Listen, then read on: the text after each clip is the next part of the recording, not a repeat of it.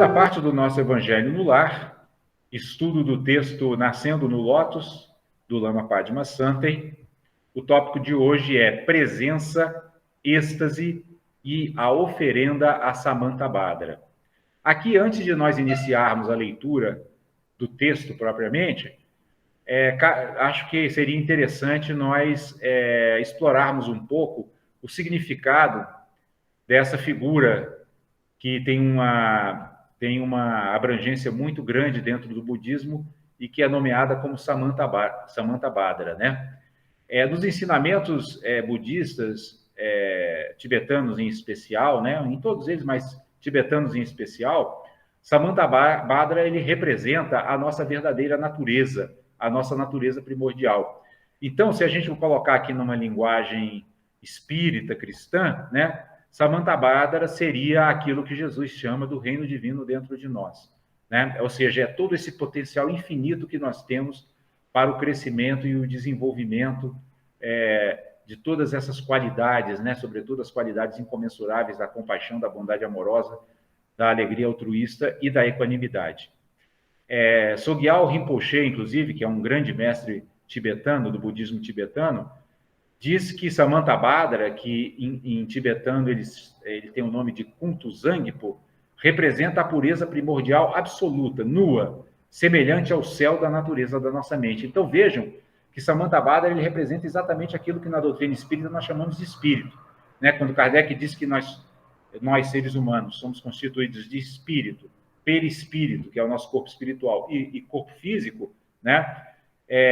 Samantabhadra aqui, no caso, corresponderia exatamente ao nosso espírito, ou seja, aquela nossa essência pura, né? Aquela parte nossa que é a própria divindade dentro de nós, né? Para a gente explicar numa linguagem cristã, né? Então, Samantabhadra seria esse vasto potencial ilimitado que nós temos para o crescimento interior, né? E ainda é importante a gente lembrar aqui também que Samantabhadra é representado como um Buda de cor azul celeste, né? Porque como ele representa essa pureza nossa espiritual, né? Então se representa ele com o azul do céu, sentado na vasta extensão do espaço e rodeado por uma aura de luz do arco-íris, ou seja, essa aura de luz do arco-íris é como a energia do nosso espírito, que tem um poder criativo.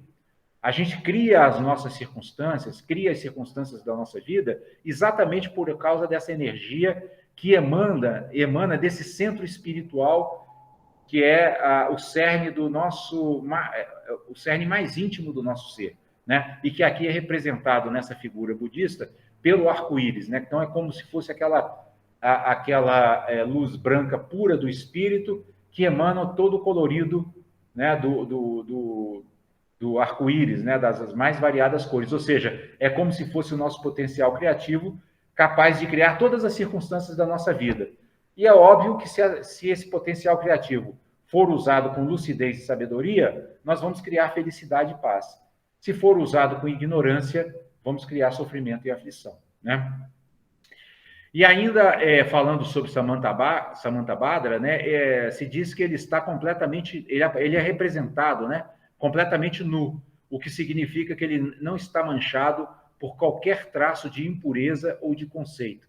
Então, Samantabhadra realmente representa nosso espírito, puro, purinho, né? Sem nenhuma mácula, né? Sem nenhuma mancha, né?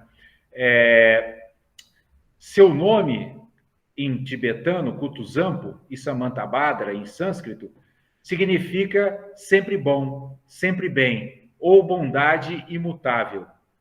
O que isso significa é que a bondade imutável ou bondade fundamental é a nossa natureza última. Então vejam que esse sempre bom, esse sempre bem, está permanentemente disponível dentro de nós. Então, se nós aprendermos como diz Jesus, a orar e vigiar, né? Sobretudo orar, né? Que significa o quê? Entrar em contato com essa natureza mais íntima. Ao entrar em contato com essa natureza mais íntima, ao estabelecer conexão com ela, nós estaremos sempre bem e estaremos sempre praticando as qualidades superiores, né? Da bondade, da compaixão, da alegria altruísta e assim por diante, né? Então vejam a importância desse conceito budista, né? Que aqui é nomeado como Samantabhadra. E aí o Lama nesse pequeno textozinho de hoje, ele vai falar sobre presença, êxtase e oferenda a Samantabhadra. E ele diz assim: é importante contemplar a liberdade que construiu este fim de semana e assim usufruir esta liberdade.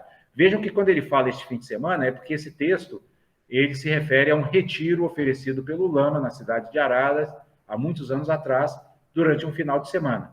Então, ele procura tirar da própria circunstância que ele e os participantes estão vivenciando o ensinamento.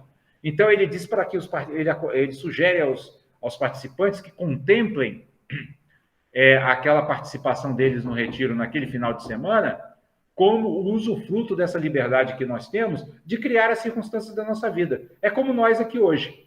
Nós estamos aqui no Evangelho por uma escolha livre, né? Resolvemos estar aqui, poderíamos ter escolhido qualquer outra coisa, porque nosso espírito é livre, né? Agora, o que o Evangelho e os ensinamentos budistas nos sugerem é que nossas escolhas sejam escolhas sábias, sejam escolhas que nos levem a nos tornarmos melhores e que nos levem, sobretudo, a avançarmos mais rapidamente em direção ao caminho que leva à felicidade genuína e à paz imperturbável, né? E aí o Lama segue dizendo: enquanto estiverem caminhando pelo jardim, observem que dentro deste lago amplo, né, ele usa aqui a figura do lago amplo também como se fosse o nosso próprio espírito, né, um grande lago onde a gente pode produzir ondas, e essas ondas são as nossas experiências, né? Então ele diz: observem-se caminhando pelo jardim, dentro desse lago amplo, observem que vocês geraram uma onda que é o caminhar no jardim. Então caminhem degustando a liberdade de ter criado isso. Quando quiserem parar para contemplar uma árvore, parem. E quando pararem, usufruam a liberdade de parar e contemplem isto que é chamado de presença. Então vejam que aqui o Lama está nos convocando justamente a observar nas coisas mais simples, mais cotidianas, essa presença criativa, né, dessa luz criativa que aqui está sendo nomeada como Samantabhadra e que no Espiritismo e a gente chama de espírito, né? E que Jesus chamava do reino de Deus dentro de nós. O que significa isso? Numa linguagem cristã, a onipresença de Deus. Deus está em tudo e em todos os lugares. Agora, nós precisamos perceber isso. É por isso que Jesus fala: é preciso ter olhos para ver e ouvidos para ouvir.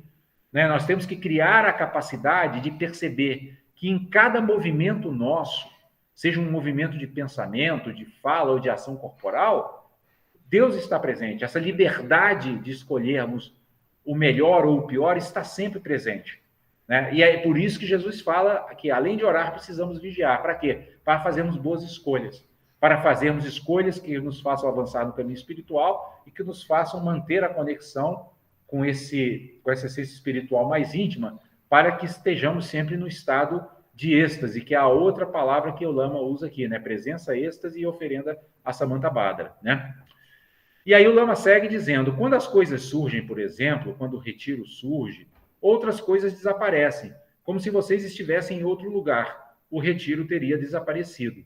As ondas não são a presença, as ondas são a impermanência, são o flutuar. Olha que interessante, né, o que ele está dizendo aqui, né? Sempre que a gente faz uma escolha, a gente faz surgir uma onda nesse lago do nosso espírito, no lago da vida, né? E outras coisas desaparecem. Então, por exemplo, antes aqui da gente começar o Evangelho, estávamos todos nós fazendo qualquer outra coisa, né? Mas ao fazermos uma escolha, essas outras coisas desaparecem e surge aquilo que nós nos determinamos a fazer. Então, isso é o poder da nossa liberdade, né? Esse é o poder de nós estarmos sempre escolhendo o que fazer, quando fazer, como fazer e para que fazer, né? E isso aponta também, essa liberdade, para o princípio da responsabilidade, porque a responsabilidade é o quê? É a nossa a capacidade de dar respostas às situações, né? E aí, o que o Evangelho e o budismo nos convidam a fazer é darmos as melhores respostas a todas as situações, as respostas mais sábias, as respostas mais profundas, as respostas mais elevadas, né? E o Lama segue dizendo: mas há algo que não flutua, experimentem isso. Quando forem se mover, não se movam, de repente se movam e parem. Experimentem essa liberdade, essa condição do lago. Assim vocês experimentam o que é chamado de presença incessante. Então vejam que o Lama está apontando aqui para o fato de que tudo que nós formos fazer, qualquer movimento que nós formos fazer, façamos com a consciência de que essa presença divina está ali sempre atuando. né? De que esse potencial, que é chamado aqui de Samantabhadra, está sempre emanando luz para as nossas experiências, né? E para que as nossas experiências sejam luminosas, basta que nós desenvolvamos a habilidade de estarmos constantemente conectados com essa natureza superior, né? Com essa natureza mais pura, com essa natureza primordial, né? E aí o Lama, na sequência, diz assim: quando sonhamos à noite, somos arrastados pelos mundos oníricos, os mundos dos sonhos. Experimentem dar uma paradinha. Aqui já é uma prática mais avançada, né? Aqui o praticante teria que ter já o domínio até sobre essa dimensão do sonho, né? Coisa que já é uma prática mais sutil. Mas tem alguns praticantes que já conseguem fazer isso, dar uma paradinha no sonho, né? No meio do sonho, teve até uma praticante budista que deu um depoimento outro dia, ela conseguiu, dentro dessa prática da yoga dos sonhos, ela está consciente de que no momento em que ela estava vivendo a experiência, ela estava sonhando. Então ela disse que veio um monstro para enfiar uma faca na barriga dela, e ela pegou a faca e, como ela falou, isso aqui é só um sonho, enfiou a faca na barriga.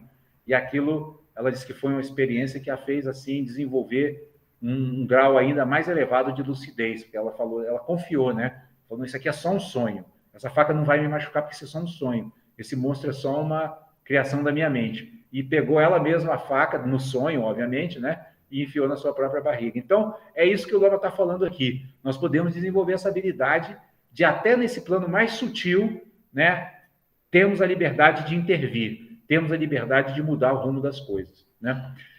Porque ele diz assim, porque o sonho também é uma onda, surfamos nesta onda. Então, olhamos essas múltiplas configurações e sorrimos para elas. Quando sorrimos, não estamos presos a elas, deixamos tudo isso acontecer livremente, com todas as cores e sensações. Mas, ao mesmo tempo em que usufruem isso com a liberdade de manifestar, não percam a noção do grande lago, né? O grande lago de Samantabhadra, do nosso espírito puro. A qualquer momento podemos interromper e seguir. Esse processo é chamado êxtase, diante da manifestação, que, por sua vez, é inseparável da natureza incessante. Aqui eu introduzi essa terceira palavra, êxtase. Perceberam o que é o êxtase? O êxtase é quando a gente descobre isso que essa praticante budista descobriu no sonho. Ah, isso aqui é tudo só um sonho, né? Porque os mestres dizem que até essa nossa vida do estado de vigília, do estado acordado, ela também é da natureza do sonho. Só que a gente ainda, como espíritos pouco evoluídos que somos, não conseguimos perceber isso. Então, a gente trata as coisas como se elas tivessem uma realidade absoluta, que elas, na verdade, não têm. Elas têm um pouco da característica do sonho. Mas só seres muito avançados é que conseguem realmente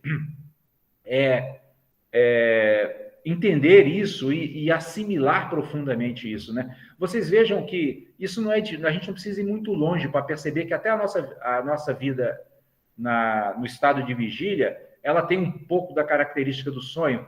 Quando a gente vê aqueles faquires, né, indianos, por exemplo, caminhando sobre brasas, sem queimar o pé, né? Aí a gente percebe, poxa, né, é lógico que é uma habilidade mental que eles desenvolveram, mas que prova que a realidade ela não é assim tão sólida quando a gente pensa, porque a gente pensa assim, se eu pisar na brasa, eu vou queimar meu pé. Mas tem seres que mostram que é possível pisar na brasa sem queimar o pé. Aí a gente pensa, poxa, como que é possível, né, pisar na brasa sem queimar o pé? Mas eles chegam lá, fazem isso. Então, mostram para nós que realmente, se nós praticarmos com intensidade, nós alcançaremos esse nível de desenvolvimento espiritual em que a própria realidade já não vai ser tão sólida quanto parece ser para nós atualmente, né? E aí o Lama, na conclusão aqui do seu ensinamento, ele diz assim, vou introduzir uma quarta expressão, oferenda a Samantabhadra. Samantabhadra é o Buda primordial. Nós tomamos as coisas comuns, que são como ondas, e reconhecemos a presença, a liberdade. Fazemos as coisas surgirem, mas estamos livres dela ao mesmo tempo. Chamamos isso de oferenda a Samantabhadra. Nós oferecemos as coisas que aparentemente são comuns ao Buda primordial. Olha que bonito esse ensinamento, né? A gente passa a olhar para as coisas comuns, não mais como coisas comuns, mas como emanações da própria divindade, né? Deus presente, Deus aqui se manifestando em cada objeto que está aqui à minha frente, né? Nessa mesa, nessa cadeira, nessa garrafa, nesse celular, no meu corpo, né, em cada átomo que compõe o meu corpo, na minha mente, em tudo isso existe essa presença. Quando nós reconhecemos isso, é como se nós estivéssemos fazendo uma oferenda a Samantabhadra, ou seja, numa linguagem cristã, uma oferenda ao próprio Deus, né? Agradecendo e reconhecendo essa presença constante em nossas vidas, em cada coisa mais simples, né? Em cada menor objeto, ali está presente a divindade. E aí o Lama segue dizendo, então, damos os nossos passos no jardim e oferecemos a Samantabhadra.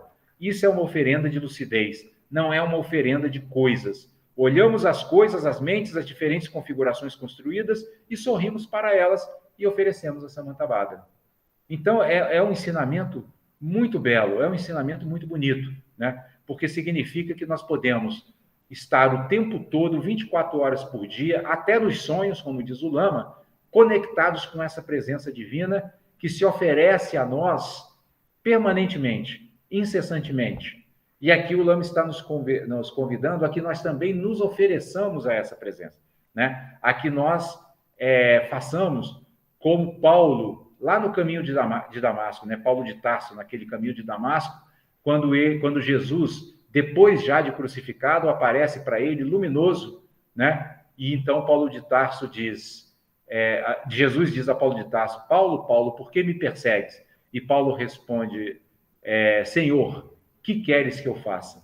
Isso é uma belíssima oferenda a Samantabhadra, né? Quando Paulo diz, que queres que eu faça? É o que nós deveríamos estar o tempo todo fazendo em nossas vidas, né? Perguntando a essa presença divina que nos cerca, que nos envolve, o que queres que eu faça?